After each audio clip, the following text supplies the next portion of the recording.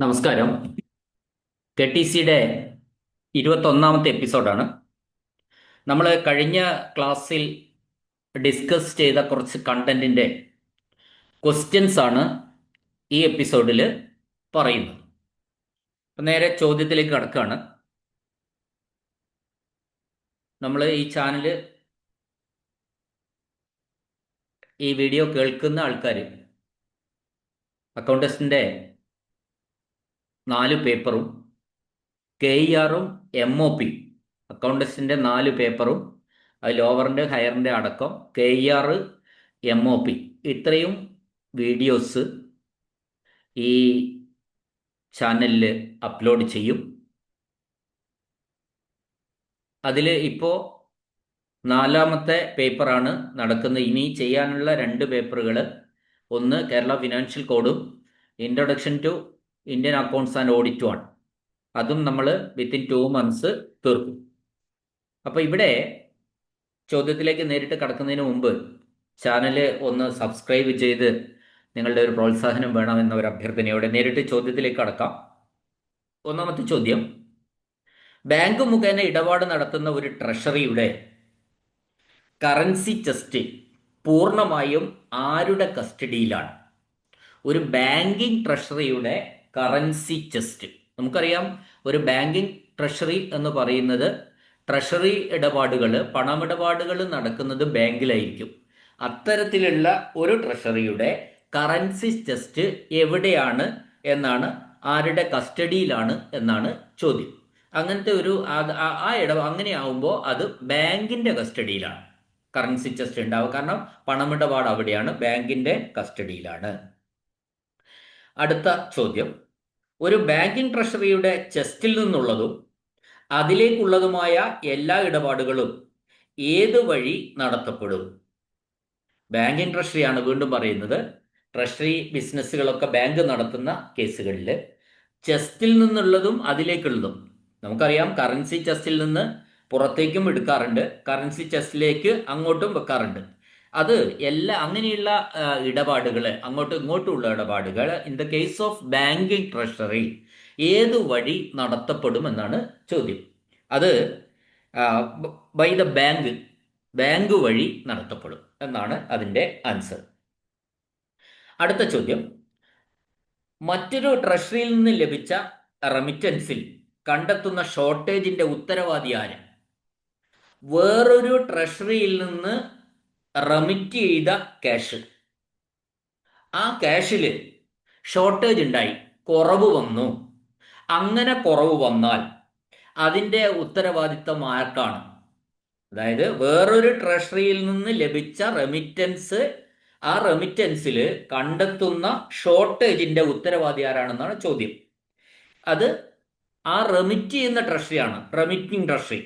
ഈ ട്രഷറിയിലേക്ക് വന്നിട്ടുണ്ടെങ്കിൽ അവിടുത്തെ ആ ട്രഷറിയാണ്, ആ റെമിറ്റിംഗ് ട്രഷറിയേക്കാണ് അതിൻ്റെ ഉത്തരവാദിത്തം. അടുത്ത ചോദ്യം: പണമടയ്ക്കലിൽ കണ്ടെത്തുന്ന എല്ലാ പോരായ്മകളും വീണ്ടെടുക്കുന്നത് ആരാണ് സൂപ്പർവൈസ് ചെയ്യുക? ഇപ്പോൾ പണം കൊടുത്തു, ആ പണം കൊടുത്തത് അത് ഓർഡറായിട്ടല്ല, ആ പണം കൊടുത്ത പണത്തിന് അനുമതി AG നിഷേധിച്ചാൽ, നമ്മൾ ആ നിഷേധിക്കുന്ന AG അനുമതി നിഷേധിച്ചിട്ടുണ്ടെങ്കിൽ ആ കൊടുത്ത പണം റിക്കവർ ചെയ്യേണ്ടതായിട്ടുണ്ട്. ആ റിക്കവർ ചെയ്തിട്ടുണ്ടോ ഇല്ലയോ എന്നൊക്കെ ആരാണ് പരിശോധിക്കുക, എന്ന ആരുടെ നിരീക്ഷണത്തിലാണ് ഈ റിക്കവറി ഉണ്ടാവുക എന്ന ചോദ്യം. ആൻസർ എന്താണ്? അക്കൗണ്ടന്റ് ജനറലിന്റെ നിരീക്ഷണത്തിലാണ്. അടുത്ത ചോദ്യം: പണമടയ്ക്കലിൽ കണ്ടെത്തുന്ന, അതായത് റെമിറ്റൻസിൽ കണ്ടെത്തുന്ന എല്ലാ അധിക തുകയും ഏത് റൂളിൽ പറയുന്ന പ്രകാരമാണ് ട്രഷറിക്ക് തിരികെ നൽകേണ്ടത്? ഇപ്പോൾ ഒരു ട്രഷറിയിൽ നിന്ന് റെമിറ്റൻസ് ഉണ്ടായി, പണം ഇങ്ങോട്ട് അടച്ചു. അങ്ങനെ അടച്ചപ്പോൾ നേരത്തെ ഷോർട്ട് വന്നാൽ എന്താണെന്ന്, ഷോർട്ടേജ് വന്നാൽ അതിന് ഉത്തരവാദി ആരാന്ന് നമ്മൾ ചോദ്യം കണ്ടു. ആ ഷോർട്ടേജ് വന്നാൽ അതിന് റെമിറ്റിംഗ് ട്രഷറിയാണ് അതിൻ്റെ ഉത്തരവാദിത്തം. എന്നാൽ അധിക തുക കണ്ടെത്തിയാൽ അത് ഏത് റൂളിൽ പറയുന്ന പ്രകാരമാണ് ട്രഷറിക്ക് തിരികെ നൽകേണ്ടത്? അപ്പോൾ അധിക തുക കണ്ടെത്തി കഴിഞ്ഞാൽ ആ റെമിറ്റിംഗ് ട്രഷറിക്ക് തിരികെ നൽകേണ്ടതായിട്ട് ഉണ്ട്. അങ്ങനെയെങ്കിൽ ആ തിരികെ നൽകണമെന്ന് പറയുന്ന റൂള് ഏതാണ് എന്നാണ് ചോദ്യം. അതിന്റെ ആൻസർ റൂള് 348 348 KTC വോളിയം 1 ആണ്. അടുത്ത ചോദ്യം, ട്രഷറികളിലേക്കും ട്രഷറികളിൽ നിന്നും നാണയങ്ങളും നോട്ടുകളും അയക്കുന്നതുമായി ബന്ധപ്പെട്ട എല്ലാ ചാർജുകളും വഹിക്കുന്നത്. അപ്പൊ നമ്മൾ ഈ ട്രഷറികളിലേക്ക് പണം വരുന്നു, നോട്ടും നാണയവും ഒക്കെ വരുന്നു, ട്രഷറികളിൽ നിന്ന് പുറത്തേക്കും ഇത് പോകുന്നുണ്ട്. അപ്പോൾ അങ്ങനെ ഈ ട്രാൻസ്പോർട്ടിങ് പോലെയുള്ള അതുമായി ബന്ധപ്പെട്ട മിസലേനിയസ് എക്സ്പെൻസുകൾ, ആ ചാർജുകൾ, അതുമായി ബന്ധപ്പെട്ട ചെലവുകൾ വഹിക്കുന്നത് ആരാണ് എന്നാണ് ചോദ്യം. അപ്പോൾ ക്വസ്റ്റ്യൻ ഒരിക്കൽ കൂടി പറയാം. ട്രഷറികളിലേക്കും നാണയങ്ങളും നോട്ടുകളും അയക്കുന്നതുമായി ബന്ധപ്പെട്ട എല്ലാ ചിലവുകളും വഹിക്കുന്നത് ആരാണ്? ആ ചെലവ് മീറ്റ് ചെയ്യുന്നത് RBI ആണ്, റിസർവ് ബാങ്ക് ഓഫ് ഇന്ത്യ ആണ്. അടുത്ത ചോദ്യം, ട്രഷറിയിൽ നിന്ന് DD വാങ്ങുന്നയാൾ, ഒരാള് ട്രഷറിയിൽ നിന്നും ഡിമാൻഡ് ഡ്രാഫ്റ്റ് വാങ്ങി. ഡ്രാഫ്റ്റിനായി നൽകിയ പണത്തിനും കമ്മീഷൻ ചാർജുകൾക്കും രസീത് ആവശ്യപ്പെടുമ്പോൾ അത്തരം ഒരു രസീത് നൽകാൻ കഴിയുമോ? ഇതൊരു ചോദ്യമാണ്. അപ്പോൾ ഒരു ട്രഷറിയിൽ നിന്ന് ഒരാൾ ഡിമാൻഡ് ഡ്രാഫ്റ്റ് വാങ്ങി. നമുക്കറിയാം, ഡിമാൻഡ് ഡ്രാഫ്റ്റ് വാങ്ങുമ്പോൾ ഇപ്പോൾ 1000 രൂപയ്ക്ക് ഡിമാൻഡ് ഡ്രാഫ്റ്റ് വാങ്ങിയാൽ 1000 രൂപയും കൊടുക്കണം, ആ ഡിമാൻഡ് ഡ്രാഫ്റ്റിനുള്ള ചെറിയൊരു കമ്മീഷനും കൊടുക്കണം. റൂളാണ്. അപ്പോൾ അങ്ങനെ ഒരാൾ വാങ്ങിക്കഴിഞ്ഞാൽ ഈ രണ്ടിനും കൂടി ഒരു റെസീറ്റ് വേണം എന്ന് അയാൾ ആവശ്യപ്പെട്ടാൽ അയാൾക്ക് അത് കൊടുക്കാൻ കഴിയുമോ എന്നാണ് ചോദിക്കുന്നത്. Answer, reserve bank of India നിർദ്ദേശിച്ചിട്ടുള്ള ഫോമിലുള്ള ഒരു രസീത് ഈ ആവശ്യത്തിനായിട്ട് നൽകാവുന്നതാണ്. RBI പറഞ്ഞിട്ടുള്ള രീതിയിലുള്ള ആ ഫോർമാറ്റിൽ ഒരു രസീത് നമുക്ക് ട്രഷറി ഓഫീസർക്ക് ഈ ആവശ്യത്തിലേക്ക് വേണ്ടിയിട്ട് കൊടുക്കാവുന്നതാണ് എന്നതാണ് ആൻസർ. ഇനി അടുത്ത ചോദ്യം, അപേക്ഷയും പണവും അടക്കം ട്രഷറികളിൽ ഡിമാൻഡ് ഡ്രാഫ്റ്റിനായി സമർപ്പിച്ചാൽ DD എപ്പോൾ നൽകണം? ഇപ്പം നമ്മൾ പറഞ്ഞത് ചോദ്യം ഇതാണ്, ഒരിക്കൽ കൂടി ചോദ്യം എക്സ്പ്ലെയിൻ ചെയ്യാം. ഒരാൾ ഡിമാൻഡ് ഡ്രാഫ്റ്റിനായിട്ട് ഒരു അപേക്ഷയും പണവും അടക്കം ട്രഷറിയിൽ സമർപ്പിച്ചു. ഡിമാൻഡ് ഡ്രാഫ്റ്റ് നമ്മൾ ആവശ്യപ്പെടുന്ന സമയത്ത് നമ്മളൊരു ഫോം പൂരിപ്പിച്ചു കൊടുക്കണം, അപ്ലിക്കേഷൻ ഫോർ ഡിമാൻഡ് ഡ്രാഫ്റ്റ്. ആ ഡിമാൻഡ് ഡ്രാഫ്റ്റിനുള്ള അപ്ലിക്കേഷൻ ഫോമും അദ്ദേഹം അതിൻ്റെ പണവും കമ്മീഷനും എല്ലാം അടക്കം ട്രഷറിയിൽ ഒരാൾ സമർപ്പിച്ചു. അങ്ങനെയാണെങ്കിൽ അയാൾക്ക് ഡിമാൻഡ് ഡ്രാഫ്റ്റ് എപ്പോൾ നൽകണം എന്നാണ് ചോദിച്ചത്. അപ്പോൾ അതിൻ്റെ ആൻസർ ഇതാണ്, ട്രഷറി ക്ലോസ് ചെയ്യുന്നതിന് മുമ്പ് നൽകിയിരിക്കണം, മാറ്റിവെക്കാൻ പാടില്ല എന്നാണ് ആൻസർ. അന്നേ ദിവസം ട്രഷറി ക്ലോസ് ചെയ്യുന്നതിന് മുമ്പ് ഡിമാൻഡ് ഡ്രാഫ്റ്റ് നൽകണം, മറ്റൊരു ദിവസത്തേക്ക് മാറ്റിവെക്കാൻ പാടില്ല. അടുത്ത ചോദ്യം, റിസർവ് ബാങ്ക് ഡ്രാഫ്റ്റുകൾ, RBI ഡ്രാഫ്റ്റുകൾ ഡ്രാഫ്റ്റ് ഇഷ്യൂ ചെയ്ത് എത്രാമത്തെ സാമ്പത്തിക വർഷത്തിന്റെ മുമ്പ് വരെ പേയ്മെന്റ് നൽകിയിട്ടില്ലാത്ത ഡ്രാഫ്റ്റുകൾക്കാണ് നമ്മൾ ലാപ്സ്ഡ് ഡ്രാഫ്റ്റ്സ് എന്ന് പറയുന്നത്. ചോദ്യം ഒരിക്കൽ കൂടി, ലാപ്സ്ഡ് ഡ്രാഫ്റ്റ് എന്ന് പറഞ്ഞാൽ ആ റിസർവ് ബാങ്ക് ഡ്രാഫ്റ്റുകൾ എത്ര വർഷത്തിനുള്ളിൽ, എത്ര കാലത്തിനുള്ളിൽ പേയ്മെന്റ് നടത്തിയിട്ടില്ലെങ്കിലാണ് നമ്മൾ അതിന് ലാപ്സ്ഡ് ഡ്രാഫ്റ്റ്സ് എന്ന് പറയുന്നത്.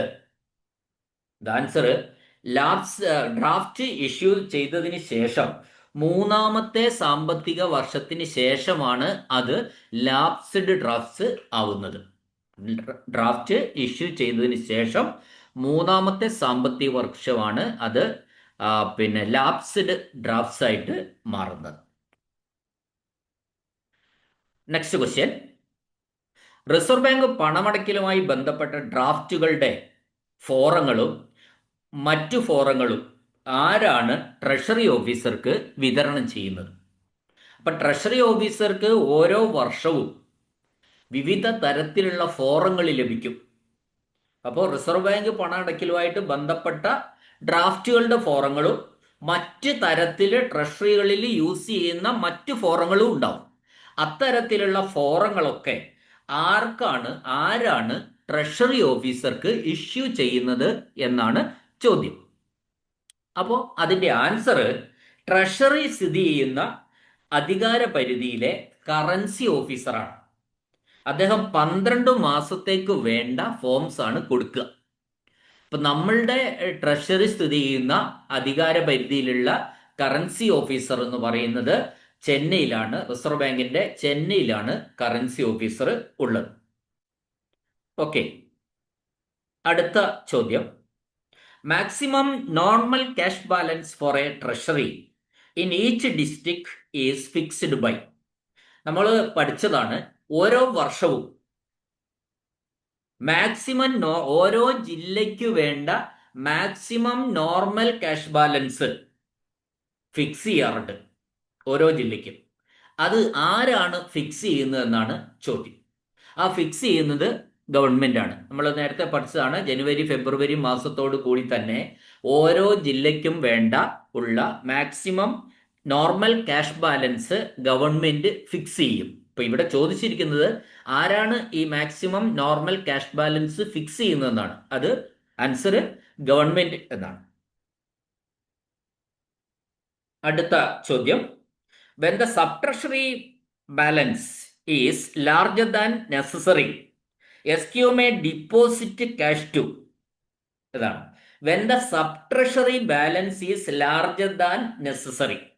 ഓരോ ട്രഷറിക്കും ഒരു ക്യാഷ് ബാലൻസ് ഒരു നിർബന്ധമായിട്ടും ഒരു ബാലൻസ് കീപ്പ് ചെയ്യേണ്ടതുണ്ട്. അതിനാൽ നമ്മൾ ട്രഷറി ബാലൻസ് ഒരു പരിധിയുണ്ട്, ഒരു ലിമിറ്റ് ഉണ്ട്, അതിൽ കൂടാൻ പാടില്ല എന്നുണ്ട്.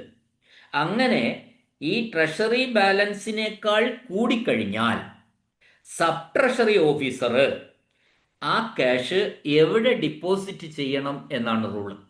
ചോദ്യം ഒരിക്കൽ കൂടി. ഓരോ ട്രഷറിക്കും ഒരു നോർമൽ ക്യാഷ് ബാലൻസ് ലിമിറ്റ് ഉണ്ട്, മാക്സിമം ക്യാഷ് ബാലൻസ് ലിമിറ്റ്. ആ ക്യാഷ് ബാലൻസ് ലിമിറ്റ് എക്സീഡ് ചെയ്ത് കഴിഞ്ഞാൽ, അത് മറികടന്നു കഴിഞ്ഞാൽ ആ ക്യാഷ് ആ സബ് ട്രഷറി ഓഫീസർ എവിടെ ഡിപ്പോസിറ്റ് ചെയ്യണം എന്നാണ് ചോദിച്ചിരിക്കുന്നത്. അപ്പോൾ അതിന്റെ ആൻസർ ആ സബ് ട്രഷറിയിലുള്ള കറൻസി ചെസ്റ്റിലേക്ക് മാറ്റണം. ക്വസ്റ്റ്യൻ ഒരിക്കൽ കൂടി. When the sub treasury balance is larger than necessary STO may deposit. STO എന്ന് പറഞ്ഞാൽ sub treasury officer. Sub treasury officer may deposit cash to. Answer currency chest. Next question. All charges incurred in connection with remittance of coins and notes from branches of SBI are met by. അത് നമ്മൾ ഒരിക്കൽ പറഞ്ഞ ചോദ്യം വീണ്ടും വന്നതാണ്. നമ്മൾ ഓരോ ബ്രാഞ്ചസിലേക്കും പിന്നെ കോയിൻസും നോട്ടുകളും കൊടുക്കുന്നതിന് സ്റ്റേറ്റ് ബാങ്ക് ഓഫ് ഇന്ത്യയുടെ ഓരോ ബ്രാഞ്ചുകളിലേക്കും നാണയങ്ങളും നോട്ട്സും കൊടുക്കുന്നതിന് അതിൻ്റെ ചാർജസ് ആരാണ് മീറ്റ് ചെയ്യുന്നതെന്നാണ്.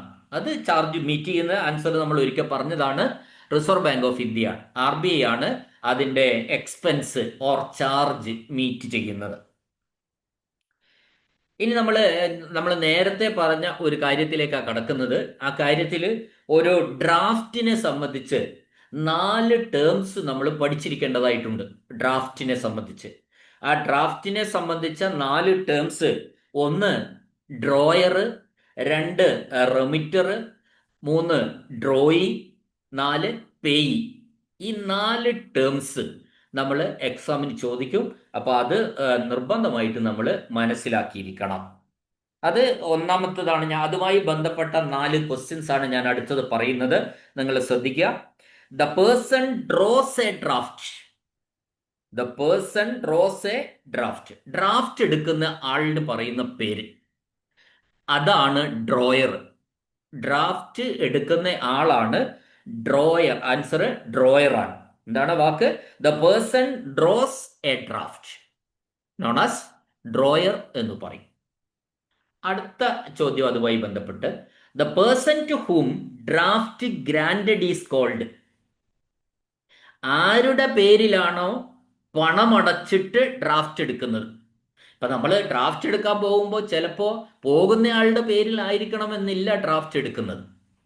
അത് നമ്മുടെ ഇപ്പോൾ ഒരു പിന്നെ ഒരു ബാങ്ക് അല്ല ഒരു സ്ഥാപനത്തിന്റെ മേലധികാരിക്ക് വേണ്ടിയിട്ട് ഡ്രാഫ്റ്റ് എടുക്കുന്ന സമയത്ത് നമ്മൾ അവിടുത്തെ ഓഫീസ് സ്റ്റാഫിനെ ആയിരിക്കും വിടുക.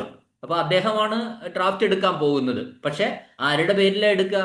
സ്ഥാപന മേധാവിയുടെ പേരിലായിരിക്കും ഡ്രാഫ്റ്റ് എടുക്കുന്നത്. അപ്പൊ സ്ഥാപന മേധാവിയാണ് അവിടുത്തെ റെമിറ്റർ എന്ന് പറയുന്നത്. ആരുടെ പേരിലാണോ പണമടച്ച് ഡ്രാഫ്റ്റ് എടുക്കുന്ന, ആരുടെ പേരിലാണോ the person to whom draft grant is hold, ആരുടെ പേരിലാണോ ഡ്രാഫ്റ്റ് ഗ്രാൻഡ് ചെയ്യുന്നത് അദ്ദേഹത്തെയാണ് നമ്മൾ റെമിറ്റർ എന്ന് പറയുന്നത്.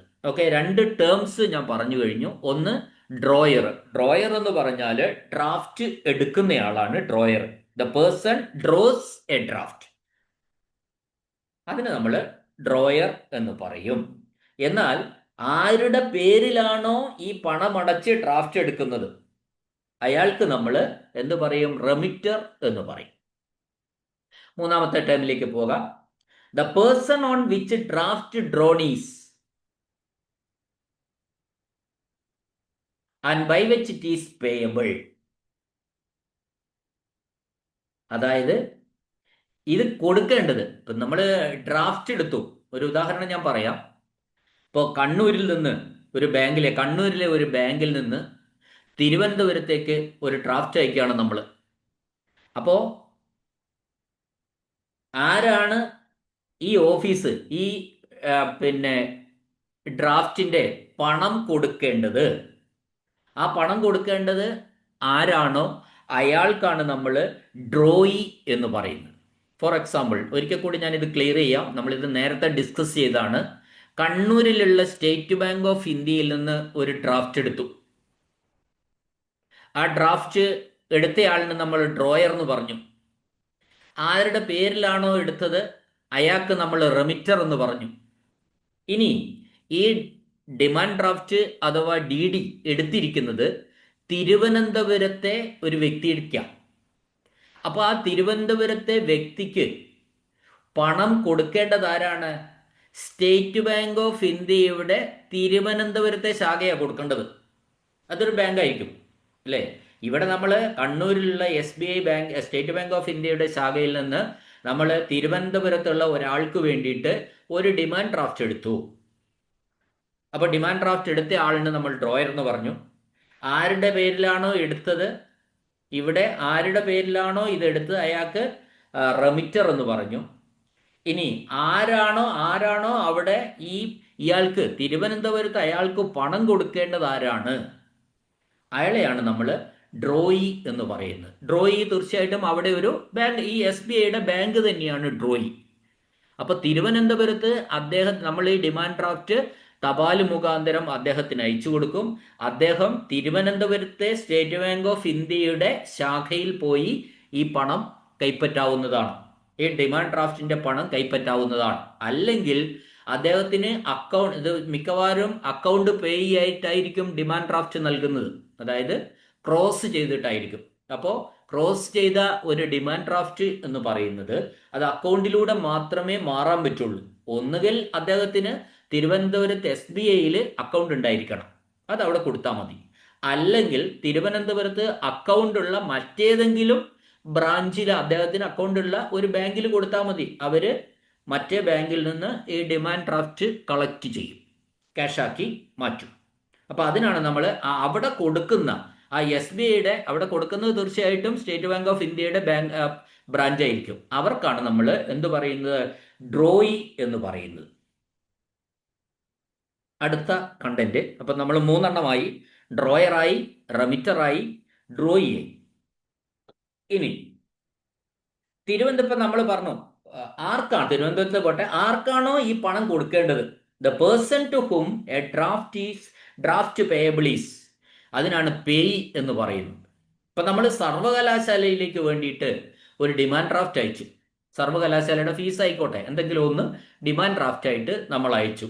നമ്മൾ കണ്ണൂരിലുള്ള SBIയിലാണ് അയച്ചത്. കോഴിക്കോട് സർവകലാശാലയിലേക്കാണ് നമ്മൾ അയച്ചത്.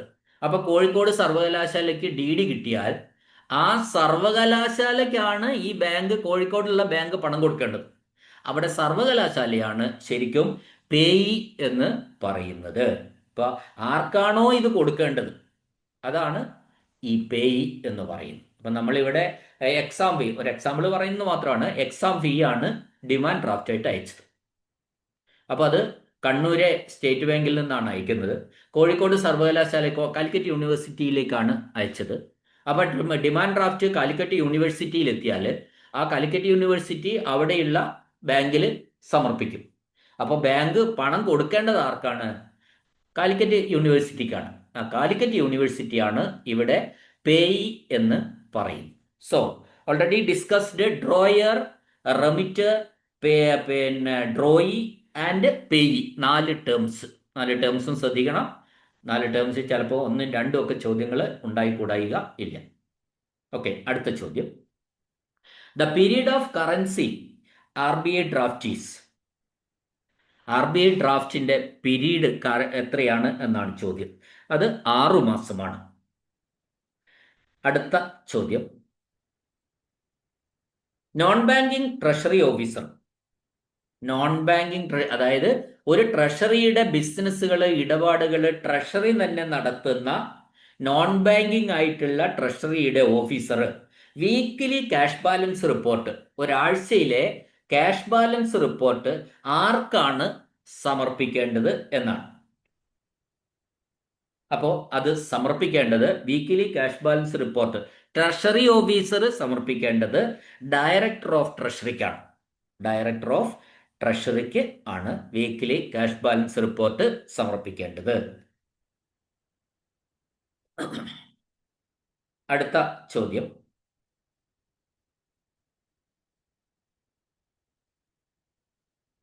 Lapsed draft. ഒരു ഡ്രാഫ്റ്റ് ലാപ്സ്ഡ് ആയി.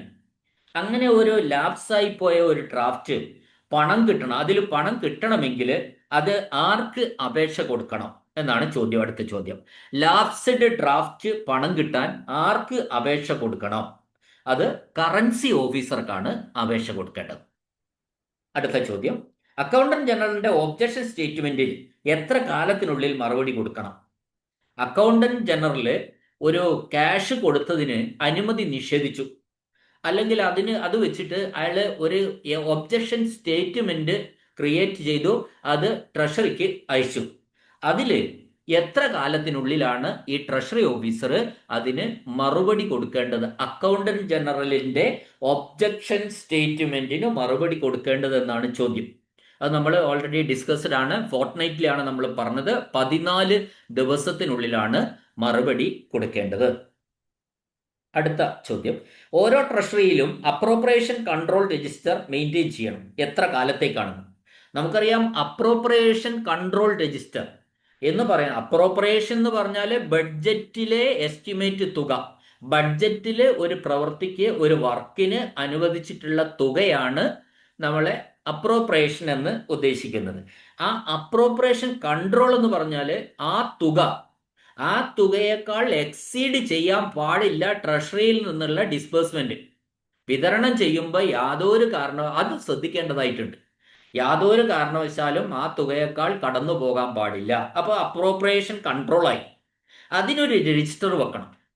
അത് രജിസ്റ്റർ വെച്ചാൽ ക്യാഷുകളൊക്കെ അതിൽ പോകുന്നതൊക്കെ അതിൽ രേഖപ്പെടുത്തും. അപ്പോൾ അത് കൺട്രോൾഡായി സൂക്ഷിക്കാൻ പറ്റും.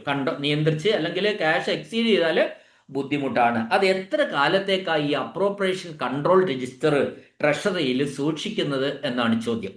അതിന്റെ ആൻസർ ഒരു ഫിനാൻഷ്യൽ ഇയറിലേക്കാണ് സൂക്ഷിക്കുന്നത്. ഇനി താഴെ പറയുന്നവയിൽ ഏതാണ് ബഡ്ജറ്റ് നിയന്ത്രണത്തിൽ നിന്നും ഒഴിവാക്കിയിട്ടുള്ളത്, അല്ലെങ്കിൽ ബഡ്ജറ്ററി കൺട്രോളിൽ വരാത്തത് ഏതാണ്? നിങ്ങൾ ഓർമ്മിച്ചു നോക്കണം. ഇതൊക്കെ പല സ്ഥലത്തും ഈ ചോദ്യം കണ്ടിട്ടുണ്ട്. ബഡ്ജറ്ററി കൺട്രോളിൽ ബഡ്ജറ്റുമായി ബന്ധപ്പെടാതെ ക്യാഷ് ഡിസ്ബേഴ്സ് ചെയ്യാൻ പറ്റുന്ന ഒരു സംഭവം ഏതാണ് എന്നാണ് ചോദ്യം. അത് ആൻസർ DA അരിയർ ആണ്. DA ക്ഷാമബത്ത കുടിശ്ശികയാണ് അതിന്റെ ആൻസർ. ബഡ്ജറ്ററി കൺട്രോളിൽ വരാത്തത് ക്ഷാമബത്ത കുടിശ്ശിക ഓർ DA അരിയർ എന്ന് നമുക്ക് പറയും. അടുത്ത ചോദ്യം. Distribution of budget provision among various drawing officers will be completed by. അപ്പോൾ distribution of budget provision among various drawing officers will be completed by, അതായത് ഓരോ വർഷത്തെയും ഓരോ ഡ്രോയിങ് ഓഫീസർമാർക്കും ഓരോ എന്തിനെങ്കിലുമൊക്കെ ആയിട്ടുണ്ടാവും, ബഡ്ജറ്റ് പ്രൊവിഷൻസ് ഉണ്ടാവും. ആ ബഡ്ജറ്റ് പ്രൊവിഷൻസ് ഉള്ള പിന്നെ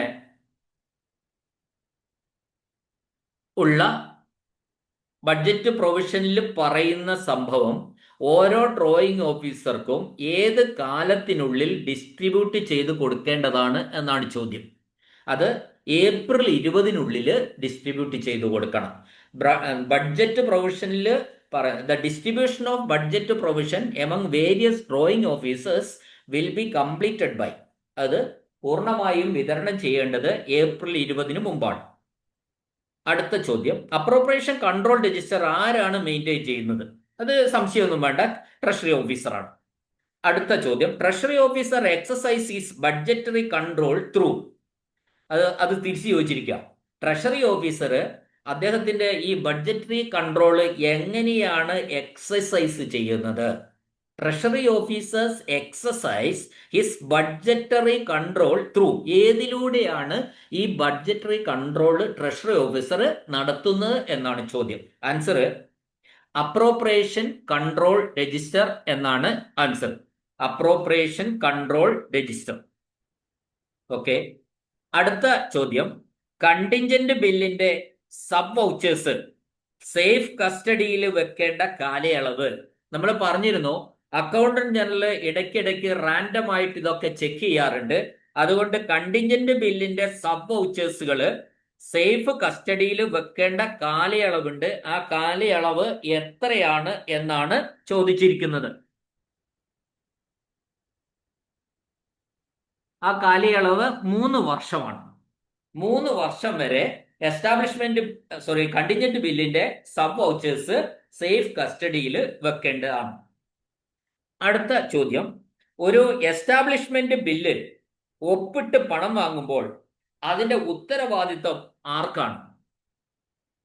ഒരു എസ്റ്റാബ്ലിഷ്മെന്റ് ബില്ല് ഒപ്പിട്ടിട്ട് പണം വാങ്ങുമ്പോൾ വാങ്ങുന്നയാളിന് നമ്മൾ പേരാണ്. അത് ചിലപ്പോൾ ഹെഡ് ഓഫ് ഓഫീസ് ആയിരിക്കാം, അല്ലെങ്കിൽ DDO, ബന്ധപ്പെട്ട ഓഫീസിലെ സ്ഥാപനത്തിലെ DDO ആയിരിക്കും, അതായത് ഡ്രോയിങ് ആൻഡ് ഡിസ്ബേഴ്സിംഗ് ഓഫീസർ ആയിരിക്കും.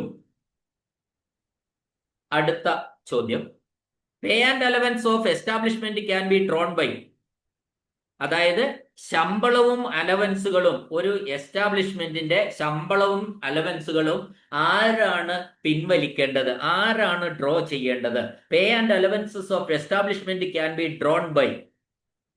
അപ്പൊ സാധാരണഗതിയിൽ അത് ഗസറ്റഡ് ഓഫീസർ ആവാം, നോൺ ഗസറ്റഡ് ഓഫീസർ ആവാം എന്നാണ് ഉത്തരം. അതായത് ചില ഡ്രോയിങ് ഓഫീസർമാർ ഗസറ്റഡ് ഓഫീസർ ആയിരിക്കും, ചില ഡ്രോയിങ് ഓഫീസർമാര് നോൺ ഗസറ്റഡും ആവാം. ഇപ്പൊ ഒരു സ്കൂൾ, ഗവൺമെന്റ് സ്കൂൾ അധ്യാപകൻ, ഹെഡ് മാസ്റ്റർ, അത് നോൺ ഗസറ്റഡ് ആണ്, പക്ഷെ അയാള് ഡ്രോയിങ് ഓഫീസർ ആണ്, DDO ആണ്. അപ്പോ എന്നാൽ ഗവൺമെന്റ് ഹൈസ്കൂൾ ഹെഡ് മാസ്റ്റർ അയാൾ ഗസറ്റഡ് ഓഫീസർ ആണ്, അയാൾ DDO ആണ്. അപ്പോ ഗസറ്റഡ് ഓഫീസർമാരും DDOമാരാവാം, നോൺ ഗസറ്റഡ് ഓഫീസർമാരും DDO ആവാം, അവർക്ക് ഡ്രോ ചെയ്യാം. അടുത്ത ചോദ്യം, ഒരു ഗവൺമെന്റ് ഉദ്യോഗസ്ഥൻ പിൻവലിക്കുന്ന പണത്തിന്റെ എല്ലാത്തിന്റെയും അക്കൗണ്ട് ആരെയാണ് സാറ്റിസ്ഫൈ ചെയ്യേണ്ടത്? ഇപ്പൊ ഒരു സർക്കാർ ഉദ്യോഗസ്ഥൻ പണം പിൻവലിച്ചു, ട്രഷറിയിൽ നിന്ന് ക്യാഷ് വിഡ്രോ ചെയ്തു. പക്ഷെ ക്യാഷ് വിഡ്രോ ചെയ്താലും അതിന്റെ എല്ലാത്തിന്റെയും അക്വിറ്റൻസ്, അക്കൗണ്ട്, അതെല്ലാം ഒരാളെ നമ്മൾ തൃപ്തിപ്പെടുത്തേണ്ടതായിട്ടുണ്ട്. ആരെയാണ് സാറ്റിസ്ഫൈ ചെയ്യിക്കേണ്ടത് എന്നാണ് ചോദ്യം. അത് ആൻസർ അക്കൗണ്ടന്റ് ജനറലിനെയാണ്. അടുത്ത ചോദ്യം, ഏതെങ്കിലും ട്രഷറി ഓഫീസർ അനുവദിച്ച പേയ്മെന്റിന് അനുമതി നിഷേധിക്കുന്നത് ആര്? ഒരു ട്രഷറി ഓഫീസർ ഒരു പേയ്മെന്റ് നടത്തി, അത് നടത്തി കഴിഞ്ഞ് അതിന്റെ അനുമതി നിഷേധിക്കാം ചിലപ്പോൾ. അങ്ങനെ നിഷേധിക്കുന്നത് ആരാണ് എന്നാണ് ചോദ്യം. അത് അക്കൗണ്ടന്റ് ജനറലാണ്. അക്കൗണ്ടന്റ് ജനറലാണ് അത്തരമൊരു അനുമതി നിഷേധിക്കുന്നത്.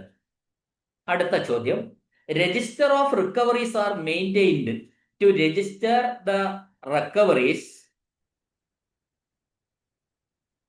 Register of recoveries are maintained. അപ്പോ റിക്കവറീസിന് ഒരു രജിസ്റ്റർ വെക്കണമെന്നാണ് നമ്മൾ പഠിച്ചത് ട്രഷറികളിൽ റിക്കവറി നടത്താൻ വേണ്ടി ഒരു രജിസ്റ്റർ വെക്കണം. ഓരോ ഡ്രോയിങ് ഓഫീസറും ഓരോ പേജ് അനുവദിക്കണം എന്നാണ് നമ്മൾ പഠിച്ചത്. അത് ആ രജിസ്റ്റർ ദ റിക്കവറീസ്, അങ്ങനെ റിക്കവറീസ് അതിൽ ചേർക്കുന്നത് ആരുടെ അഡ്വൈസ് പ്രകാരമാണെന്നാണ് ചോദ്യം. Made on the advice of accountant general. കാരണം അക്കൗണ്ടന്റ് ജനറൽ ഒബ്ജക്ഷൻ പറയുന്ന, അനുമതി നിഷേധിക്കുന്ന പേയ്മെന്റ് ആണ് റിക്കവറി ആയിട്ട് വരുന്നത്. അപ്പോൾ അത് അദ്ദേഹത്തിന്റെ അഡ്വൈസ് പ്രകാരമാണ് ഈ നമ്മളുടെ രജിസ്റ്റർ ഓഫ് റിക്കവറീസിൽ എടുക്കുക. അടുത്ത ചോദ്യം, ട്രഷറിയിൽ ഒരു റിക്കവറി രജിസ്റ്റർ സൂക്ഷിക്കുന്നുണ്ട്, എന്തിനാണ്? അതൊക്കെ നമ്മൾ ഇപ്പൊ പറഞ്ഞതാണ്. ശമ്പളത്തിൽ നിന്നുള്ള റിക്കവറിക്ക് AG ഉത്തരവിട്ടാൽ ആയത് രേഖപ്പെടുത്താനാണ്. നമ്മൾ പേയ്മെന്റ് നടത്തി, ആ payment not in order or irregular എന്ന് AG പറഞ്ഞാൽ അത് നമ്മൾ റിക്കവറി നടത്തേണ്ടതായിട്ട് വരും. അങ്ങനെ റിക്കവറി നടത്തുന്നതിന് രേഖപ്പെടുത്താൻ വേണ്ടിയിട്ടാണ് രജിസ്റ്റർ ഓഫ് റിക്കവറി രജിസ്റ്റർ നമ്മൾ ട്രഷറികളിൽ സൂക്ഷിക്കുന്നത്. അടുത്ത ചോദ്യം, AG ഉത്തരവിട്ട റിക്കവറീസ് രേഖപ്പെടുത്തുന്നതിനായി ഓരോ ട്രഷറി ഓഫീസറും സൂക്ഷിക്കേണ്ട രജിസ്റ്റർ. തിരിച്ചും മറിച്ചും ചോദ്യങ്ങൾ വരികയാണ്. Register of recoveries.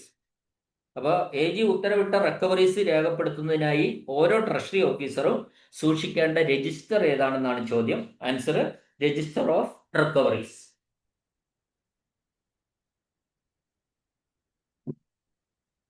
Next question, drawing officer shall record the certificate checked in accordance with the rule dash of KTC in the acquittance roll.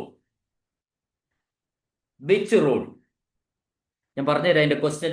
അതായത് നമ്മൾ അക്വിറ്റൻസ് എഴുതി, അക്വിറ്റൻസ് ഓരോ ബില്ലിലും ഉള്ള അക്വിറ്റൻസ് നമ്മൾ ഇപ്പോഴത്തെ കാലത്ത് എത്രത്തോളം അക്വിറ്റൻസ് എഴുതുന്നത് നമുക്കറിയില്ല. എങ്കിലും അക്വിറ്റൻസ് എഴുതിയിട്ട് ഒരു ബില്ലിൽ, ഇപ്പൊ ഒരു ബില്ലിൽ 10 പേരുടെ എമൗണ്ട് ഉണ്ടായിരുന്നു വെച്ചോ, ആ ബില്ലും എല്ലാം ഹെഡിങ് എഴുതി, അക്വിറ്റൻസിൽ അതെല്ലാം എഴുതി, താഴെ 1 മുതൽ 10 വരെ എഴുതി, അവരുടെ ഫിഗറൊക്കെ എഴുതി, അത് ടോട്ടൽ ചെയ്തു. ആ ടോട്ടൽ ചെയ്ത് കഴിയുമ്പോൾ ആ കൊടുത്ത എമൗണ്ടും ഈ ബില്ലിൽ നേരത്തെ നമ്മൾ വാങ്ങിയ എമൗണ്ട് തുല്യമായിരിക്കണം. അപ്പൊ നമ്മൾ അങ്ങനെ ഒരു സാഹചര്യത്തിൽ നമ്മൾ ഈ ടോട്ടൽ ചെയ്തതിന്റെ അടിയിൽ എഴുതും checked in accordance with rule 432D of KTC എന്ന് എഴുതും ആൻഡ് ഫൗണ്ട് കറക്റ്റ്. അപ്പോൾ ഈ ചെക്ക്, ഈ ഡിസ്ബേഴ്സ്മെന്റ്, ഇപ്പൊ 10 പേരുടെ ബില്ലാണ്, 10 പേർക്ക് വേണ്ടിയിട്ടുള്ള എമൗണ്ട് ആണ് നമ്മൾ ഒരു ബില്ലിൽ ക്യാഷ് ചെയ്ത് കൊണ്ടുവന്നത്. അത് അക്വിറ്റൻസിൽ എഴുതിയതിന് ശേഷം ഇവിടെ ചോദിച്ചതാണ് ഏത് rule, checked in accordance with rule dash of KTC എന്നാണ് എഴുതുന്നതാണ്. നമ്മൾ ഈ അക്വിറ്റൻസിൽ എഴുതുന്ന റൂളാണ് 432D. നമ്മളൊരു ഇപ്പോൾ അത് വളരെ കുറവാണ് അങ്ങനെ എഴുത്ത്. അപ്പം നേരത്തെ ഇത് തുടർച്ചയായിട്ട് എല്ലാ ബിൽ നമ്പറിലും ഓരോ ബില്ലിന്റെ അടിയിലും ടോട്ടൽ ചെയ്തതിന് ശേഷം ആയത് എഴുതേണ്ടതായിരുന്നു. അത് എഴുതുന്ന വാചകം ഇതാണ്, checked in accordance with rule 432D of KTC. അടുത്ത ചോദ്യം, പണം സ്വീകരിക്കുന്നവരുടെ അക്വിറ്റൻസ് വാങ്ങണം എന്ന് പറയുന്നത്, പണം സ്വീകരിക്കുന്നവരുടെ അക്വിറ്റൻസ് വാങ്ങണം എന്ന് പറയുന്നത് ഏത് റൂളിലാണെന്നാണ്. അപ്പൊ റൂൾ 432 അത് പറയുന്നത്. ഇപ്പൊ ഒരാള് പണം സ്വീകരിക്കുന്നുണ്ടെങ്കിൽ, ഇപ്പൊ എല്ലാം ആരുടെ അക്കൗണ്ടിലേക്ക് ട്രാൻസ്ഫർ ആയതുകൊണ്ട് അങ്ങനെയൊന്നും വരുന്നില്ല, എങ്കിലും ഏതെങ്കിലും തരത്തിലുള്ള പണം നമ്മൾ വിഡ്രോ ചെയ്ത് കൊടുക്കുകയാണെങ്കിൽ അതിന് അക്വിറ്റൻസ് സ്വീകരിക്കണം എന്ന് പറയുന്ന റൂൾ ഏതാണ് എന്നാണ് ചോദ്യം. റൂള് 432 ആണ്. അടുത്ത ചോദ്യം, which of the following item is not exempted from budgetary control? Budgetary കൺട്രോളില് which of the following item not exempted from budget, അത് നമ്മൾ കുറെ എണ്ണം ഉള്ളപ്പോൾ പറയുന്ന ഒരു ചോദ്യമാണ്. അതിവിടെ നമുക്ക് തൽക്കാലം എക്സാമ്പിൾസ് പറയത്തുകൊണ്ട് അവിടെ ഒഴിവാക്കില്ല. അടുത്ത ചോദ്യം, ട്രഷറിയുടെ ബഡ്ജറ്റ് നിയന്ത്രണത്തിൽ നിന്ന് ഒഴിവാക്കിയതാണ് ശമ്പളം. ഏത് റൂൾ പ്രകാരമാണ് ഇത് ഒഴിവാക്കിയിരിക്കുന്നത്? ഇപ്പോൾ ബഡ്ജറ്റ് നിയന്ത്രണം ഇല്ലാത്ത ഒരു സാധനമാണ് ശമ്പളം എന്ന് പറയുന്നത്. അതിൽ ബഡ്ജറ്റിൽ പ്രൊവിഷൻ വെക്കണ്ട നമുക്ക് ശമ്പളം കിട്ടാൻ. അത് ഏത് റൂൾ പ്രകാരമാണെന്നാ ചോദ്യം. റൂള് 444(10) KTC വോളിയം 1 ആണ്. ആ നേരത്തെ ചോദ്യം ഇതാണ് പറഞ്ഞത്, ബഡ്ജറ്ററി കൺട്രോളിൽ നിന്ന് ഒഴിവാക്കിയിട്ടില്ലാത്ത ഒരു ഐറ്റം ഏതാണ് എന്നാണ് ചോദിച്ചിരിക്കുന്നത്. ബഡ്ജറ്ററി കൺട്രോളിൽ ഇല്ലാത്ത ഒരു ഐറ്റമാണ് ശമ്പളം. എന്നാൽ ബഡ്ജറ്ററി കൺട്രോളിൽ നിന്ന് ഒഴിവാക്കപ്പെടാത്ത ഒരു സാധനമാണ് ടി എ. ടി എന്ന് പറഞ്ഞാൽ ട്രാവലിംഗ് എക്സ്പെൻസ്. അത് ബഡ്ജറ്ററി കൺട്രോളിൽ ഉള്ളതാണ്. അടുത്ത ചോദ്യം, മേലുദ്യോഗസ്ഥരിൽ നിന്ന് അലോട്ട്മെന്റ് ഉത്തരവ് ലഭിക്കാതെ ഓരോ വർഷവും മെയ് 1 ശേഷം അപ്രോപ്രിയേഷൻ കൺട്രോളിൽ ഉൾപ്പെടുന്ന വകുപ്പുകളുടെ ബില്ലുകൾ ട്രഷറി ഓഫീസർക്ക് പാസ്സാക്കാൻ കഴിയുമോ? അപ്പോൾ നമ്മൾ പല എമൗണ്ടുകളും നമ്മൾ കൊടുക്കണമെങ്കിൽ അതിന് അലോട്ട്മെന്റ് അനുവദിക്കണം. മേലോഫീസർമാര് ഇത്ര എമൗണ്ട് അലോട്ട്മെന്റ്, ഒരു ലെറ്റർ ഉണ്ട്, അലോട്ട്മെന്റ് ലെറ്റർ എന്ന് പറയും. ആ അലോട്ട്മെന്റ് ലെറ്റർ ലഭിക്കാതെ മെയ് 1 ശേഷം അപ്രോപ്രിയേഷൻ കൺട്രോളിൽ വരുന്ന വകുപ്പുകളുടെ ബില്ലുകൾ ട്രഷറി ഓഫീസർക്ക് പാസ്സാക്കാൻ കഴിയുമോ എന്നാണ് ചോദ്യം. ഉത്തരം ഇതാണ്: ട്രഷറിയിലെ അലോട്ട്മെന്റ് ഓർഡർ ലഭിക്കുന്നത് വരെ പണം കൊടുക്കാൻ പാടില്ല. ക്ലിയർ ആൻസർ ആണ്. അപ്പോൾ അങ്ങനെ കൊടുക്കാൻ മെയ് 1 ശേഷം അങ്ങനെയുള്ള ബില്ലുകൾ സമർപ്പിച്ചാൽ കൊടുക്കാൻ കഴിയില്ല. അതിന് കൃത്യമായ അലോട്ട്മെന്റ് ഓർഡർ ട്രഷറിയിൽ ലഭിക്കുന്നത് വരെ പണം കൊടുക്കാൻ പാടില്ല എന്നാണ് പറയുന്നത്. ചോദ്യം ഒരിക്കൽ കൂടി, മേലുദ്യോഗസ്ഥരിൽ നിന്ന് അലോട്ട്മെന്റ് ഉത്തരവ് ലഭിക്കാതെ ഓരോ വർഷവും മെയ് 1 ശേഷം അപ്രോപ്രിയേഷൻ കൺട്രോളിൽ ഉൾപ്പെടുന്ന വകുപ്പുകളുടെ ബില്ലുകൾ ട്രഷറി ഓഫീസർക്ക് പാസ്സാക്കാൻ കഴിയുമോ? ഇല്ല എന്നാണ് ആൻസർ. ട്രഷറിയിലെ അലോട്ട്മെന്റ് ഓർഡർ ലഭിക്കുന്നത് വരെ പണം കൊടുക്കാൻ പാടില്ല. ഈ അലോട്ട്മെന്റ് എന്താണെന്ന് ഒരിക്കൽ കൂടി ഞാൻ പറയാം.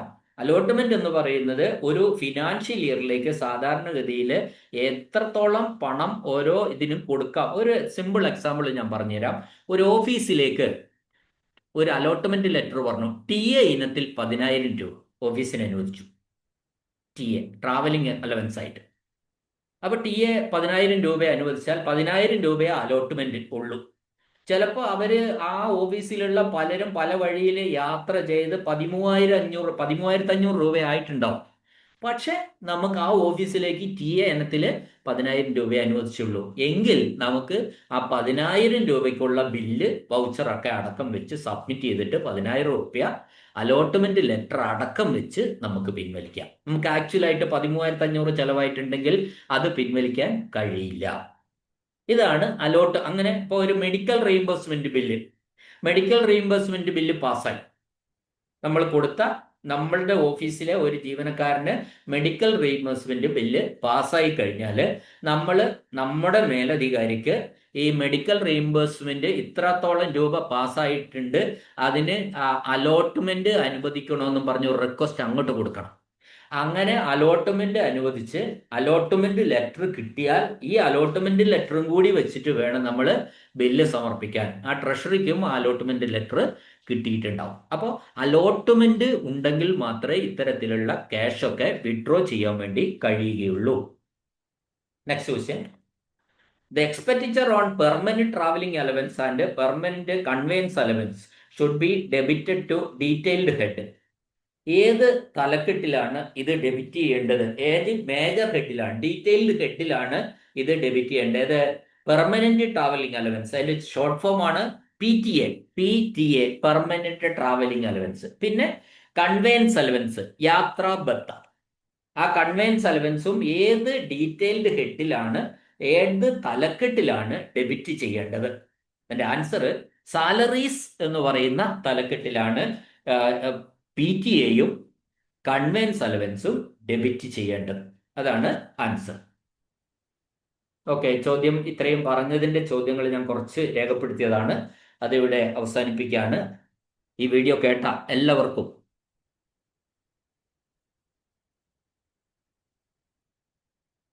നന്ദി, നമസ്കാരം.